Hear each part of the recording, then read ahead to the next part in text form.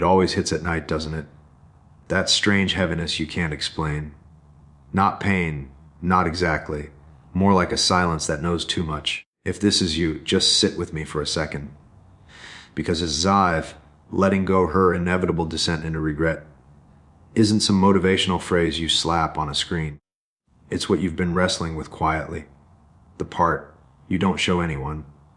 Maybe this hits closer than you expected. You know that moment when you unlock your phone, scroll, then stop because you realize you're not even looking for her. You're looking for the version of you that existed before all this. Or that stupid habit you still haven't broken, checking if she viewed your story even though you pretend you don't care. Yeah, that. You remember the last argument way more clearly than you want to. How she looked at you like she didn't need you. How you told yourself you'd be fine. But the truth is, you replay her tone more than her words. And when people ask you how you're doing, you say, "I'm good." Too fast. Too practiced. You tell yourself she'll move on. You tell yourself you already have.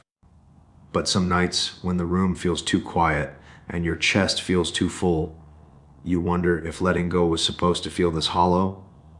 Maybe you're not waiting for her. Maybe you're waiting for the moment you stop wondering if she ever thinks about what she lost. You've noticed the small things shifting, haven't you? Her delayed replies, her random appearances, that one mutual friend suddenly acting weird around you. Little signals you don't want to believe, but can't ignore either. And somewhere inside you, buried under pride, anger, and whatever you call moving on, there's a single question that hasn't stopped echoing. If her regret really is coming, what will it do to you when it finally arrives? You know, little brother, most guys get this whole letting go thing wrong. They think it's about proving a point, or winning, or somehow making her feel what they felt. It's not that. It never was. When I say letting go her inevitable descent into regret, I'm not talking about some dramatic collapse. I'm talking about the quiet kind. The kind that happens slowly, in small moments she never tells anyone about. But before we even get to her, you need to understand you first. Because most men misunderstand what's really happening. They think, if I walk away, she'll feel it instantly. If I stop texting, she'll come running. If I show no emotion, she'll regret losing me. But real life isn't that clean. Let me tell you something simple. A woman doesn't regret losing you because you disappear. She regrets losing you when your presence stops belonging to her world. There's a difference. And you've probably felt that difference without having the words for it. Think back to that one night, maybe you remember this, when you finally realized she wasn't who you hoped she was. You weren't angry, just tired. You were sitting on the edge of your bed, phone in hand, the screen lighting your face while the rest of the room stayed dark. Outside, a motorcycle went by. Some dog barked. Life moved like nothing changed, but inside you, something quietly shifted. You didn't tell anyone. You didn't even admit it to yourself. But that was the moment your heart started checking out. Letting go doesn't happen in one clean motion. It happens in small breaks. She walked away with certainty. You stayed with questions. That's where most men get trapped. Thinking the questions mean they're weak. Thinking confusion means the story is still open. But listen, confusion is normal. Questions are normal. Missing her is normal. Even feeling angry at yourself for missing her is normal. What's not normal, and this is where most men get stuck, is turning those feelings into a mission to be chosen again. You're not supposed to chase being chosen. You're supposed to choose yourself. One of the most masculine principles I ever learned was this.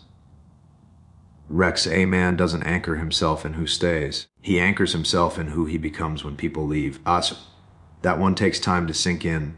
Let it. Because when you let go the right way, the quiet way, something strange happens. At first, she doesn't notice. Why would she? Her world is loud, distracted, full of noise. But then little moments start hitting her. A song you once showed her, a place you used to eat at. Her scrolling past old pictures she forgot she didn't delete. Someone asking, Hey, where's he been? The sudden realization that nobody else understands her like you did. Not deeply. Not quietly. Not without her having to explain every little thing. That's where regret starts. Small, uninvited, unavoidable. But here's the part you need to hear from me. The part most men never understand. Her regret isn't your reward. Your peace is, Doc Sever says. You're not letting go so she can fall apart. You're letting go so you can stop breaking in the same place. Another principle. A man's strength isn't proven by holding on. It's proven by what he refuses to carry anymore. That includes her confusion, her indecision, her mixed signals, her version of you that never matched who you actually are. You were bending yourself into a shape she didn't even know how to appreciate. You dimmed your voice, softened your edges, ignored your needs, shrunk pieces of yourself to avoid conflict. You think she left a whole man, but she left a quieter, smaller version of you. And that's the tragedy she won't understand until later. You'd be surprised how common this story is. I remember a friend of mine, solid guy, who held on to someone way past the expiration date. He kept hoping she'd wake up and see who he really was. Months later, he cut things off, not in anger, in exhaustion. 3 months after that, she reached out, not because she suddenly became wise, but because she looked around and realized no one else loved her with that steady, patient intensity he carried. A type of presence she didn't recognize until it was gone. But he didn't respond, not because he wanted revenge, but because he wasn't that man anymore. That's the part men don't see when they're in it. Sheriff, you aren't letting go of her. You're letting go of the version of yourself that kept chasing someone who wasn't ready. The regret she faces later, that's her journey, her timing, her lessons. Yours is quieter, more internal, more masculine. It's the rebuilding, the self-respect that returns slowly, like light through closed blinds in the morning. You don't notice it at first. Then one day you look in the mirror and think, there you are. And trust me, women feel that shift. Not immediately, but eventually, a man who lets go cleanly has a different energy. Not cold, not bitter, just free. And freedom is attractive in a way chasing never was. But let me ask you something, and answer this honestly to yourself. When her regret finally shows up, will you still be standing where she left you, or will you be somewhere she can't reach anymore? The rain taps against the window like it knows too much. Soft at first, then harder. A rhythm that matches your heartbeat, uneven. He's sitting on the edge of the couch, elbows on knees, hands clasped but not really. Phone's dark beside him. He's not texting, not scrolling, just staring. Maybe he should call her. No point. She's gone. And the word gone feels too small for the emptiness pressing against his ribs. The apartment smells faintly of coffee left too long on the counter. A sock in the corner, the hum of the fridge. Little things that don't matter until the world outside seems quiet enough to notice. He remembers that day. The last day she smiled at him like she meant it. Not fake, not obligatory, real. The memory hits like a brick, her hand brushing against his when she reached for the sugar. The sound of her laugh in the kitchen, the light catching her hair at a certain angle. Gold, that one angle that makes him wonder why she ever left. He swallows. Hard, he's angry sometimes. At her, at himself, at the empty walls. At the way he replayed every word, every silence, every pause, like a broken record no one else could hear. Why'd you leave? He whispers it to the room. The room doesn't answer. It never does. And then he thinks about the small signs he ignored. Her delayed replies. Her sideways glances. The way she stopped leaning in. The subtle shifts that screamed louder than any argument ever could. The truth is he stayed too long. Not because he wanted to. Because he hoped she'd come back to the version of him she used to love. Hoped she'd see the man he was becoming underneath all the mess. He remembers walking past her apartment once. Windows lit, music faint, her silhouette laughing with someone else. Not angry, not dramatic, just alive, and for a second the world shrank. Everything he'd built, everything he thought mattered, felt invisible. The rain slows, the silence grows. He touches the spot on the couch she used to sit, feels the indentation, small, faint, a trace of her weight on his skin. Memory is heavy that way.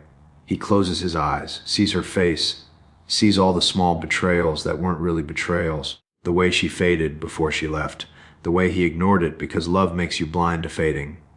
Then the anger shifts slowly into something quieter, something sharp but clean, something he can carry without breaking. He doesn't reach for his phone, doesn't check if she's online, doesn't ask anyone to explain her choices. He just breathes, slow, long. Nevin feels the apartment around him, the hum of the fridge, the distant car horns, the way the air tastes after rain, and then he laughs.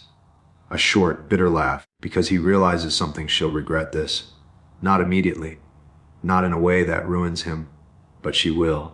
The music she played last summer, the coffee he made her, the jokes no one else would get. Those little corners of him she took for granted, they don't disappear. She'll see those spaces empty. She'll notice the absence of what she thought she could have at any time. And when that happens, it won't be dramatic. No tears on his shoulder. No frantic calls. It'll be quiet, like a shadow creeping across the floor. Like realizing the warmth of the sun hitting your skin is gone because someone isn't there anymore. He leans back, stares at the ceiling, thinks about the man he's becoming without her in it, not less. Not broken, better. Whole in a way she'll only understand later. A memory pops. The first time she told him she loved him. The way her voice cracked, the way her hand trembled. He smiles faintly. That version of her is gone, and maybe he's glad. He picks up his phone, doesn't text, doesn't delete her, just scrolls past, pauses, then sets it down again. The room feels bigger now, less like a trap, more like space. A quiet battlefield where he won't fight her, where he won't fight himself. Outside, the rain starts again, taps against the glass, soft, persistent, like a rhythm only he can feel in his chest. And he knows finally she'll regret it, the timing. The absence, the weight of losing someone who let go quietly but completely. He smiles again, not bitter, not proud, just calm, because letting go wasn't about her, it was about him. And in that quiet moment, he feels it in every bone, every breath, every heartbeat. She'll come to understand what she lost, eventually. And by then, he won't be waiting. Most guys carry a handful of quiet beliefs about letting go. Beliefs they don't even realize shape every thought, every hesitation, every text they don't send. They whisper to themselves in the dark and somehow convince themselves they're truths. Take the first one, Farsaf. If I stop chasing her, she'll stop caring. Serxar, it sounds logical, right? Like absence makes the heart grow fonder. But it's not absence that does it. Absence only exposes what was already real. She doesn't regret you because you stopped texting. She regrets you because you stopped losing yourself trying to fit her mold. I remember sitting on the curb outside my old apartment. Cold concrete, hands shaking slightly, waiting for a reply I knew wasn't coming. I thought if I waited long enough, she'd see my patience as love. But what I was really learning, slowly, was that my presence didn't belong to her anymore, not fully. That quiet realization cut deeper than any argument ever could, and it taught me this. She didn't ghost you. You disappeared from yourself, Al. Belief number 2, Axar, I need her attention to feel alive. It creeps in subtly. Every double tap, every reply, every scene, notification becomes a tiny scorecard for your worth. You think the more she notices you, the more secure you are. But notice this, attention is fleeting. Cheap. Anyone can get it. What matters is the weight you carry quietly in the spaces she can't touch. Respect for yourself, for your time, your boundaries. That's the signal she'll eventually notice. I remember a night in a dimly lit bar, glass sweating in my hand, listening to some random couple laugh. I was scrolling through my phone, waiting for a ping that never came. And in that silence, I realized my value wasn't in how often she looked my way. It was in how fully I could exist, even when she didn't. That's when it hit me like a truth arrow. Attention is cheap. Respect is priceless. Then there's the one that sneaks up the most. If I stop trying, I'll lose her forever. The mind twists this into fear of emptiness, fear of being replaced, fear of regret. But here's the thing. You already risk losing yourself every time you mold into what she wants, every time you swallow your anger, every time you pretend you're fine when you're not. Letting go doesn't mean losing her. It means reclaiming your own presence, and that is magnetic in ways chasing never could be. I remember a rainy afternoon, leaning against a cold brick wall, heart still raw, watching the street blur through drops on the glass. I wasn't texting her. I wasn't pleading. I was just breathing. And in that stillness, I noticed something strange. Life didn't collapse. People didn't vanish. My chest didn't cave in. I existed. I still existed. And somehow, quietly, I felt untouchable. You don't lose her. You lose your own presence. Balarja. These beliefs, they whisper lies. But they're also a map. Each one shows where you've given pieces of yourself away. And each one can be gently turned around, not with guilt, not with rage, but with steady awareness. Notice how your hands shake when you wait. Notice how your chest tightens when you scroll. Notice how you replay the past in your mind like a broken movie reel. These small observations are powerful. They're proof that you're human, that you feel, that you're waking up. And as you wake up, you'll see the truth that everyone else misses. Letting go isn't about her. It's about returning to the parts of yourself you let disappear, the parts you didn't value, the parts you didn't value either, slowly, one breath at a time, one small truth piercing the darkness after another. The beliefs you thought were shackles can become steps, steps toward a man she can't ignore, because he's no longer defined by her presence, but by the weight of his own. You'll learn eventually that letting go doesn't leave a void. It creates a gravity so solid that her regret can only orbit around it, quietly, inevitably, while you stand unmoved, complete, alive. This is what he understands. Most men are lost in the noise. Scrolling, checking, rechecking, hoping for a ping that never comes, hoping a text will fix what never needed fixing. He doesn't do that. This is how he leads, with presence, not pressure. He shows up steady in a world that's jittery. Even when he's alone, even when the memory of her lingers like a shadow across his chest. He doesn't chase the feeling. He owns the stillness. Most men think letting go is about silence, about cutting off contact, about forcing absence into her life so she notices. That's noise. The 1% headman doesn't need to create noise. He exists so fully that absence becomes irrelevant.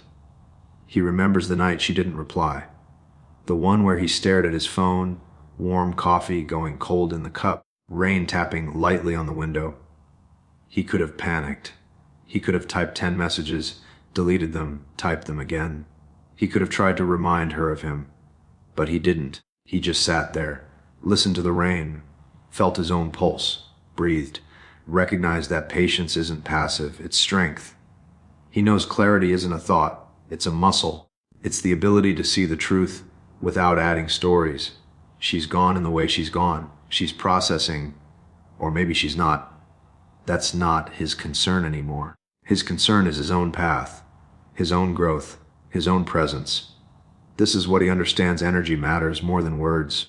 A man who's fragmented will always be noticed for what's missing. A man who's centered doesn't need validation. He's magnetic because he's complete, not because he's loud, not because he's forcing a reaction, because he's simply there. He remembers sitting on a bench in the park, winter sun low in the sky, breath clouding in the cold, leaves rattling underfoot. He thought about her.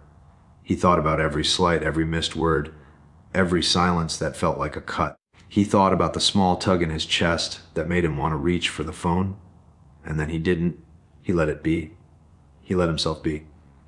This is how he chooses strength over noise. He keeps his mornings to himself. He runs, he lifts, he reads, he builds. Not for her, not for anyone, but for the man who will stand unmoved when the storm comes. He knows presence is louder than chasing, clarity sharper than panic, patience more compelling than desperation. He doesn't need her approval. He doesn't need her attention, because he carries the weight of his own approval, his own attention, his own gravity. This is what the 1% headman sees. Most men will text, call, explain, beg. Most men will shrink themselves, dim their edges, fold into the space she left. He doesn't. He steps into it. owns it, fills it, he lets go, not as an act of absence, but as an act of presence. And he knows eventually, inevitably, that presence will speak louder than anything else she could have had. Her regret will find him in the quiet, not because he forced it, but because he became unshakably complete. The rain falls again somewhere outside. A dog barks. Some music floats down the street. He's on his porch, coffee warm in his hand, sun rising slow, and he smiles. Because letting go isn't about losing. It's about standing so fully, so solid, that no one can ever take the rest of you away. The apartment is dark, only the streetlights slicing through the blinds. Cold on his skin. He's sitting on the floor, back against the couch, phone in hand, thumb hovering, not texting, not deleting, just waiting. A memory flashes, her laugh at the diner, the way she leaned over the table, sun catching her hair, a little crack in her voice when she said she loved him. He swallows hard. The rain hits the window suddenly loud. Heart jumps. He thinks, maybe if I call, maybe if I try. No, he drops the phone beside him, fingers tingle. Breath catches silence. A whisper escapes, I don't need to break myself for her. And then it lands like a weight far, I am enough without her.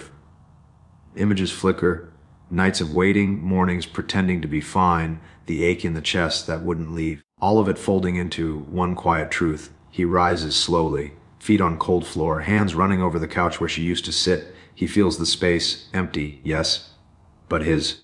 And for the first time in months, he smiles. Not because she'll regret. Not because he's proven anything. Because he remembered what he already had. The night presses against the windows. Cold glass. Hum of the fridge. He sits still, listening to the quiet he built for himself. Memories flicker. Her laugh, her touch, her absence. All of it sliding past him like water he doesn't fight. He breathes. Deep. Uneven. Feels the weight in his chest lift just a little. Fingers trace the edge of the couch. Empty.